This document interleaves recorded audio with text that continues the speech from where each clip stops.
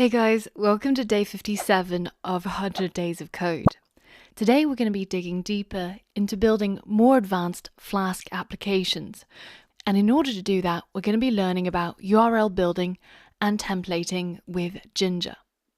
So very often when you're creating a website, you'll get cases where you actually don't want to create the page entirely from scratch.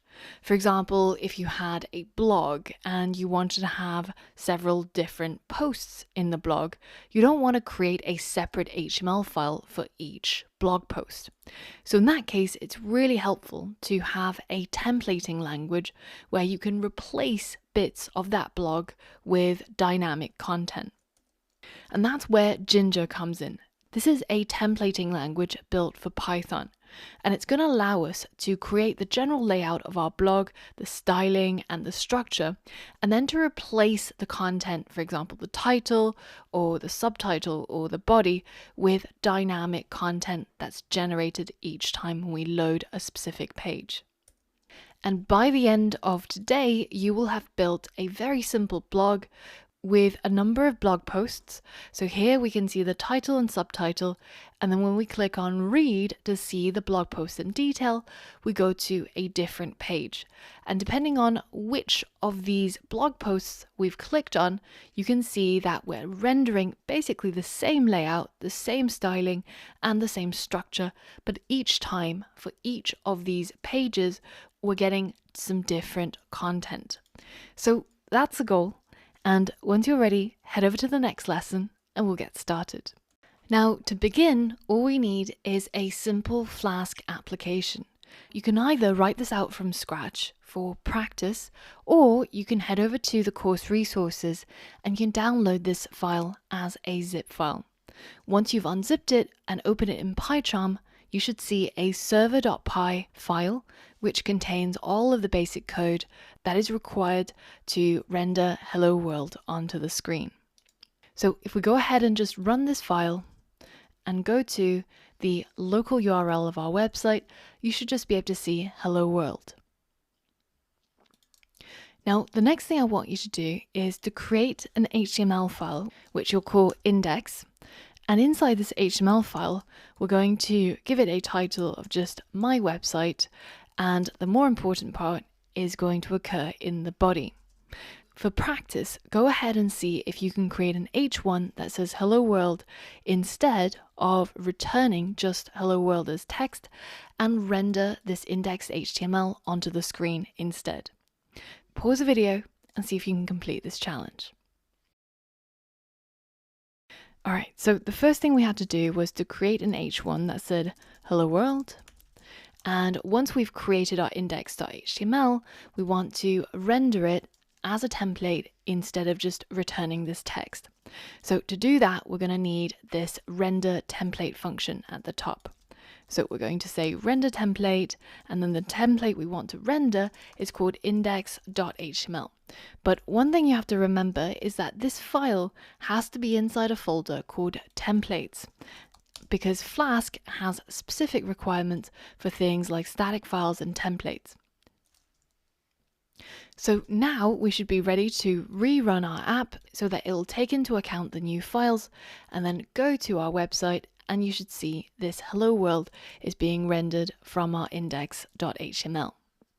Now, one of the things you might be wondering is, why is this a template? Why are we rendering a template when in fact what we're doing is just sending over an HTML file? Well, the HTML files can actually act as a template as long as we know how to work with a templating language. The templating language that we're going to use is called Jinja, and this is specific for Python.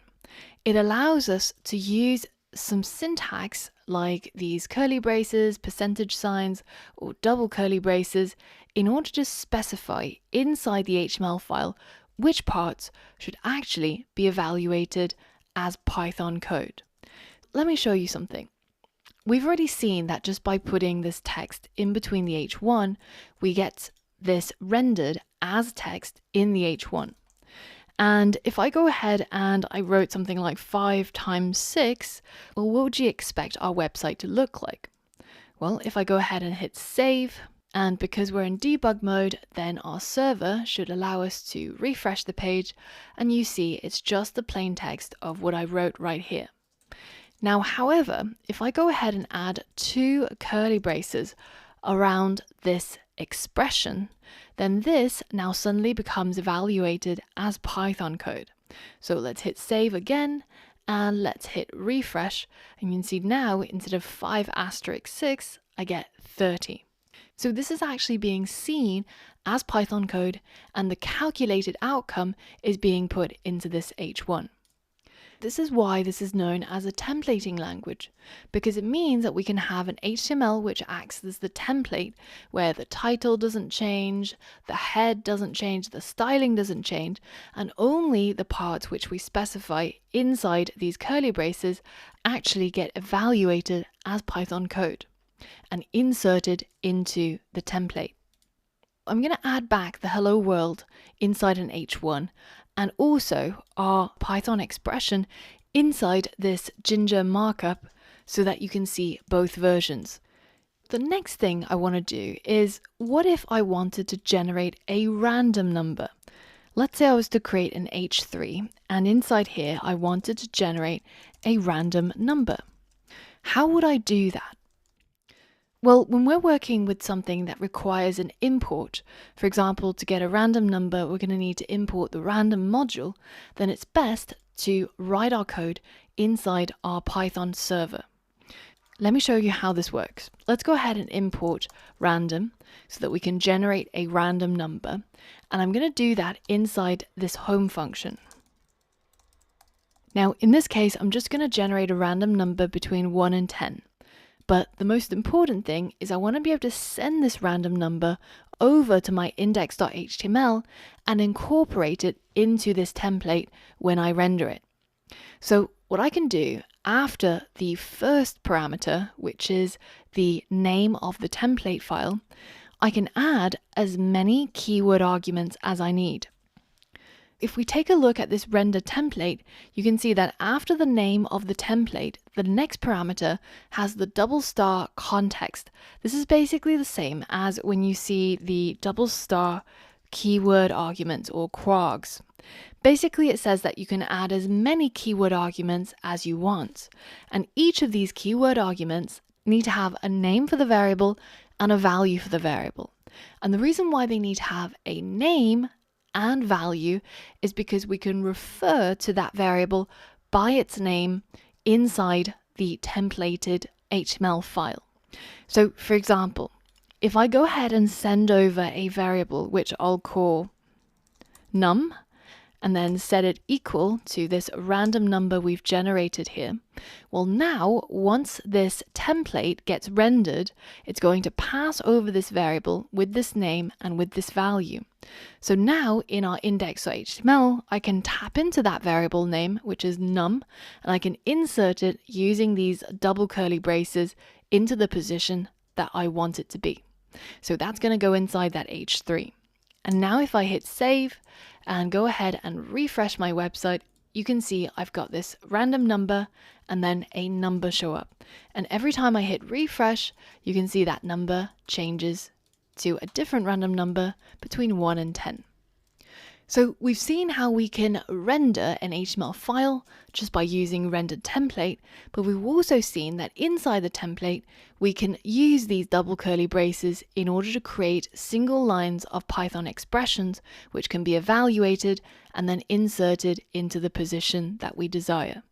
Now we've also seen that we can pass over any variable we desire as keyword arguments after the name of the template. So now I've got a challenge for you. On a lot of websites, for example, if you go to the Jinja website, which you'll find in the course resources, and you scroll to the very bottom, there's usually a line of copyright text. So it'll say copyright and the current year, and then the name of the creator or the company. Now that year is supposed to be the current year to say that this website's copyright is valid in this current year. But very often, even Jinja included, they don't actually update their footer because it's probably just some hard-coded text, as you can see right here. Now, this is something that annoys a lot of web developers and web designers. And they're outraged by the idea that people would have just some plain text as their copyright. We're programmers, right? We should be able to update our footer dynamically by using code. And this is a website which has a pretty much a sort of campaign against websites with outdated footers. And if you take a look at their footer, you can see that this is not just a piece of plain text. This is actually a script using JavaScript to work out the value of the current year. And so it's always going to be up to date no matter what year it is. So we also want to have a dynamic footer year. But we're not going to be doing it with JavaScript and definitely not with PHP. We're going to be doing it with Python. So this is the challenge for you. Using what you've learned in this lesson, see if you can create a footer element. So we can put it inside a footer tag like this. And inside this footer tag, I want you to create a paragraph element that can say any piece of text as long as it contains the copyright year, which should be the current year worked out programmatically using Python. Pause the video and have a think about how you might solve that challenge.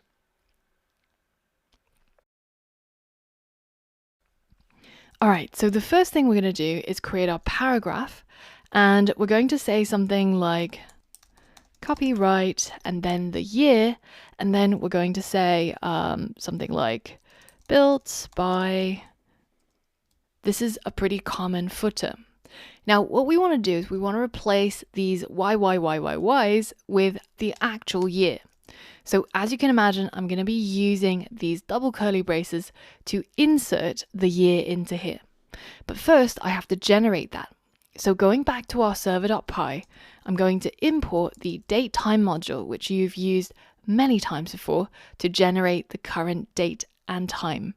And we're going to use it specifically this time, though, to generate the current year. And it's going to be done using the datetime module, the datetime class, and then we're going to call the now method in order to get the current datetime, and then we're going to tap into the year property. So now, in addition to passing over that random number as num, I'm also going to pass over a new variable with the name of year and the value of the current year that we just worked out from here. So now when this template is rendered, it's also going to receive a variable called year, which we can insert right here into the copyright like that. So now if I go ahead and hit save, go back to our website, hit refresh, you can see our footer show up, copyright 2020, which is the current year I'm living in, and it has the rest of the text.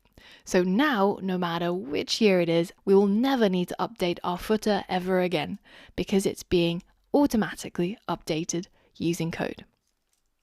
Now that you've seen that we can write code in our server, work out some sort of value or get some piece of data, and then we can send it over to our template to be rendered, I've got a challenge for you to test some of the things that you've learned from previous days, as well as what we've been doing with Flask over the last few days.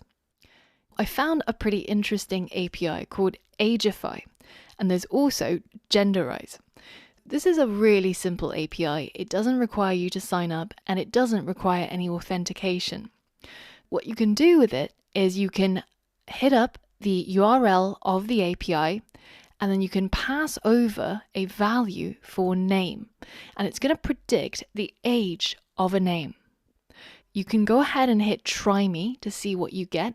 You can see it's a very simple JSON that you get back, and this describes the name that you entered, the estimated age of that person with that name, and also how many times they've sampled this name when they were calculating this data. Now, another one is Genderize, where you can pass in a name and it'll give you the predicted gender. So I have to say from testing that I think Genderize is a lot more accurate than Ageify, but maybe I'm just a little bit upset because it says that people with my name on average are 63 years old. But hey, I'm doing pretty well for a 63-year-old, so I can't complain. Now, what I want you to do is to turn this into a dynamic Flask application. We're going to set up a new route in our application, and it's under the /guess route. Now, after /guess, we're going to put in a name. So for example, /guess, /Angela, and what it should give us is hey, and then the name that was entered into the URL. And then it should say, I think you are, and then the predicted gender from genderize.io. And then it should tell me how old it predicts that name to be. Now, this works for any name. So I could change it to James or Katie, and it doesn't really matter what I enter here. This piece of data come from these two APIs. Now, you might have to think back a little bit when we learned about how to use the requests module to get hold of the data that we want from an API. And then you're going to incorporate it into a website that you can design however you want, but be aware that the first line needs to have the name that was entered into the URL, and the name should ideally be capitalized into title case like this, and then it should have the predicted gender and the predicted age. So this is your challenge, and it might take you a little while to work out all the components, but I think you can do it. Pause the video and spend at least 15 or 20 minutes working out this challenge and see if you can complete it. Remember that you've always got the help of the documentation. So there's the Flask documentation, there's the Jinja documentation, and also there's the documentation from the Ageify and genderize.io. And if there's anything else, you can always search through the course for the part where we dealt with APIs and getting hold of data from APIs, as well as using Google and Stack Overflow to help you achieve this. Don't just give up if you get stuck. Try to work like a real-world developer and work out the solution to your problems. All right, so the first thing we have to do is set up this /guess /name route. Back inside our server, after where we've defined our home route, let's go ahead and create app.route, and here we're going to target /guess and then /name. Now, because we need to parse the URL to get hold of the name that the user entered, if we take a look at the Flask documentation, you might remember that yesterday we covered this idea of variable rules and parsing a URL. The way we do it is by adding some angle brackets around the part of the URL which is going to be taken in as a variable. And here's their example. So in our case, we're going to put this name part of the URL inside some angle brackets to turn it into a variable. And then we can create our function, which I'll just call guess. It doesn't really matter what you call it. And then inside this guess method, I'm going to put in this name.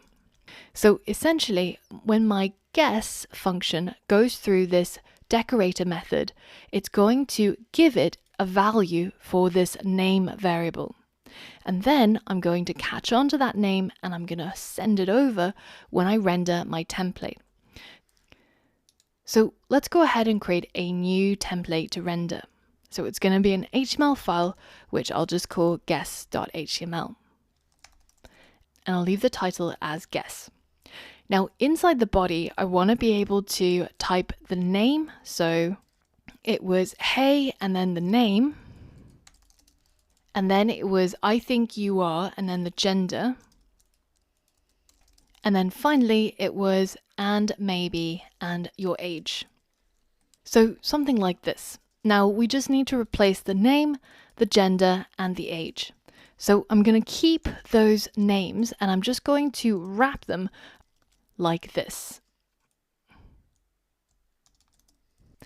Now, remembering the names of these variables, I'm going to go back to my server and I'm going to try and render my guess.html. So it was a render template. The name of the template is called guess.html. And then I'm going to add a bunch of keyword arguments. So the first one was the name. So this is the name of the keyword argument. And then the value is also going to be name because it's going to come from this URL. If you find that confusing, you can always change this. For example, we could change this to person name, and we could use that right here. Now you might be able to see that this name comes from the URL, which gets passed in through the input, and this person name is the one that we use when we put it into the template. So let's go ahead and test this out. Let's comment out these 2 lines of code by hitting Command / or Control / and then hit save and run the code, and let's try going to this URL. So you can see it says hey, and then it says whatever it is that we typed after guess. So if we type a whole bunch of gobbledygook, then that's also what we're going to see right here. Now, one of the things about the name is it'll be nice to have it in title case. So we can change things to title case by using the Python title method, where we simply just say text.title. We can do that inside our guess.html because we know that we can evaluate Python expressions in between the double curly quotes. We can say person name dot title, and then it's the parentheses. So now if we save that, coming back over here, and we go back to our Katie and hit enter, you can see it's now capitalized, that K, and the first character is always now going to be capitalized. We've solved the first part. Now we need to figure out the gender and the age. And to do that, we're going to need the help of these 2 APIs, Genderize and Ageify. So the API is probably the simplest API you've worked with. You've worked with a lot more complex APIs in the past, so this shouldn't be too hard. Now, what we want to do is we want to replace this part that says Peter with whatever it is that the user typed into the URL right here. We're going to need to take this entire string and we're going to paste it in, and this is going to be the URL. Now we're going to replace this part by using an F string. So we have an F in front of the string, and then inside the curly braces, we can put in the name which got passed from the URL. So that's the gender URL. And in order to get the data from that URL, we're going to need the requests library. So let's go ahead and import requests and install it if it's red and squiggly. Now, once it's installed, we can now use requests.get, and we can get hold of the data at this gender URL. And this is going to be our gender response. Now, from this gender response, we can get hold of the gender data, and we want it in JSON format. So we can say gender response.json. I'm not going to explain this too much because we've gone into excruciating detail before on how to work with JSONs, how to work with APIs, and how to work with the request library. I'm hoping that at this stage it's just a bit of revision and you just had to look up some of the methods, but you've already seen this before and it should be quite familiar. So now finally, from the gender data, we want to extract the part of that dictionary that is interesting, which is actually just the one under the key gender. So let's go ahead and add our square brackets and then put gender in here. And this is going to be equal to our gender. And that is what we're going to pass over. So we're going to say gender equals gender. And that means that once we get into the guess.html, it'll be able to put the value into this placeholder. Now all that's left is work out the age. So let's get our Ageify URL. And this is going to be pretty straightforward because it's going to be pretty much the same as what we did for the gender.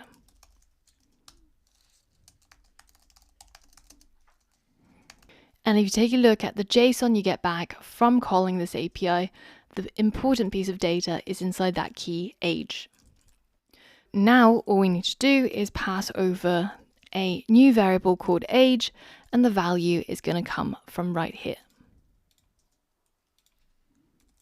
So now if we hit save and we go back to our website and we hit enter, it should say, "Hey Katie, I think you're female and maybe 32 years old." Why is Katie younger than me? Anyways, I hope you managed to get that to work. If not, take a look at the final code in the course resources and see where you went wrong, and maybe revise the section in the course on APIs. In the previous lessons, we've seen how we can use the Jinja markup in order to insert bits of Python code into the HTML template. Now in this lesson, I want to demystify some of the other markup, like the curly brace percentage sign and some of these keywords. Now, what we've been able to do with this markup is to specify single line expressions in Python. But what if we wanted to create multi-line statements, like an if statement or a for loop? Well, we would have to use some slightly different markup. I'm going to go ahead and create a new HTML file, which I'll call blog. And this will have the title of blog. And in the body, what I want to do is to render all the titles of all the blogs I have. Now, in order to get hold of some data for our blogs, we're going to use a service called Endpoint. And this is a really neat service which just acts as a JSON storage bin. So basically, you can create your own API with your own JSON data, and you don't even have to log in. It's as simple as clicking on Create JSON bin, and then here you can create some keys, some values, or a list of values. And once you've done that, you can go ahead and access this bin at this particular API, and you can see it sends you that JSON back. So you can update anything in here, and you can get that data coming back to you via this API. That means that I could create some blog posts where each blog post has an ID, a title, a subtitle, and body, and I've only got 3 blog posts in my list, but you can now use this as if it were an API, simply by heading to this address, which you'll find in the course resources. Now, what we're going to do is we're going to pull down these blog posts as if it was an API, and we're going to try and display all of the titles and all of the subtitles. Inside our server.py, if we go ahead and set up a new app.route, and this route is going to be /blog, then here we're going to create a blog function, which is going to fetch all the blogs from this URL. So I'm going to copy the URL of my API, and you can do that in the course resources. And then we're going to put this as the blog URL. Now I'm going to use request.get to get hold of the data at that URL. And then I can tap into the data by saying response.json, and this will give me all of the blog posts. So we'll call that all posts. And now I'm going to render my blog.html, and I'm going to pass in all the posts under a keyword called posts, like this. So I've fetched all of those posts, I've passed it into a variable called all posts, and I'm sending that value over to the blog.html under the name posts. So now going to my blog.html, I should be able to catch that posts. And if we were just writing Python straight away, then we would be able to say something like for blog post in posts. Let's go ahead and create an H1 where we have the blog post title. And let's create a H2 where we have the blog post subtitle. And it would, in an ideal world, loop through all the posts it received, and for each of the blog posts, render an H1 for the title and H2 for the subtitle. Now, in fact, using Jinja, we can pretty much do exactly this, but we have to alter things a little bit. Firstly, when we have a multi-line statement, we're going to have to add a curly brace and then a percentage sign for each of the lines. So not just from the beginning to the end, but for each of the lines that's Python code that spans multi-lines, we have to enclose it inside this kind of markup. So notice the direction of the curly braces, and also notice the presence of the percentage signs. Now, inside the part where we insert into HTML elements, we can do just as we did before, pass through the blog post and render it as a single line expression like this. But because we're working inside an HTML file, we also have to specify when our for loop actually ends. And that very end is also going to be enclosed inside one of these percentage curly brace. And there's a special keyword that comes from Jinja, which is called end for, in order to specify the end of the for loop. We'll just have to add it in like this.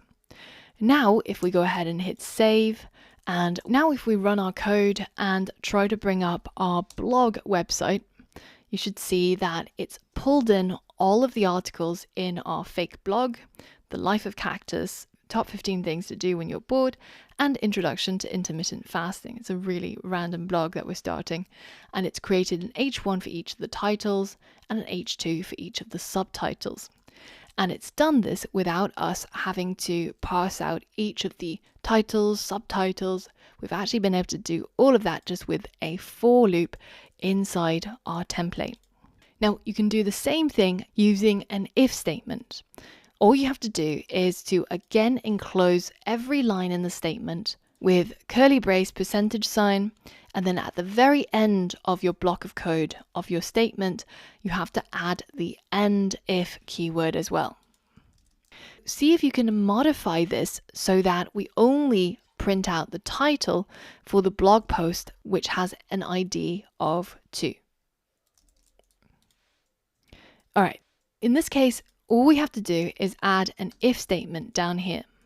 We're going to say if the blog post that we're currently looping on has an ID that's equal to 2, well, in that case, we actually want to render the title and subtitle, but otherwise we're not going to. All we have to do is add in the markup. So starting at the first if statement, we add the curly brace % at the beginning and at the end. And at the very end of the if statement, we add the curly brace % and that keyword end if to say that this is the end of the if statement.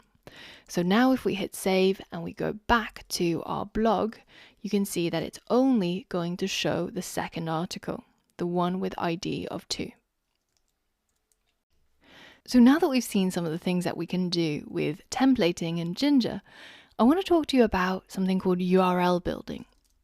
And this is a way that allows us to direct the user to a specific page in our website and web app. Now, what that means is that, for example, on our main homepage, we could actually have a link to the blog's page. The way that we would do that is in our index.html here, we could create a anchor tag, for example, in the body here, and we could say go to blog, and then for the href of this anchor tag, this is where we're going to use the Jinja template to build out the href. So we're going to add the curly braces in and dynamically work out the href. And in every Jinja template, we have access to a method called URL for. So we can say URL for, and then because this is Python, we can add some parameters when we call this method. And what it's expecting is the name of a function in your Flask server. So you could, for example, hit up home or guests or blog. And in our case, this blog is what we want. So to make it a little bit more clear, because we've got the route, which is called /blog, and we've got the function, which is called blog, I'm going to change this to get blog. So want to render this blog page, we can call this method getBlog by saying URL for and then pass in a string. So because we've got some quotation marks around the outside, we're going to use some single quotes on the inside. And in between the single quotes is the name of that method, getBlog, like this. Now what it's going to do is it's going to generate a hyperlink that's going to be based on what it takes to get to this particular route and call this particular method. So now if I go ahead and update this and go to my home page here, you'll see there's a new link that says go to blog. And when I click on it, it takes me to the blog page. Now, another thing that you might want to do is when you navigate to a URL inside your web app, you might want to add in some parameters. You can add parameters when you're using URL4 in the same way that you did it when you did render templates. So you can create the name of the parameter and the value, and it's a keyword argument that comes after the first parameter. So here we could say, for example, URL4 get blog, and then we could just say a number equals 3. So now when the user clicks on this anchor tag, it's going to look for a method called getBlog on our server.py, which is right here.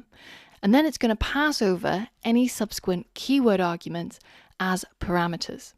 So we can catch those parameters inside the app route. So we can say / and then we can use our angle brackets, which we've always done, to give parts of the URL a identifier. And we can call this num or number or whatever you like. And we'll also need to add that to the input to this method. And just to prove that it works, I'm going to print it out. So now let's go ahead and rerun our code.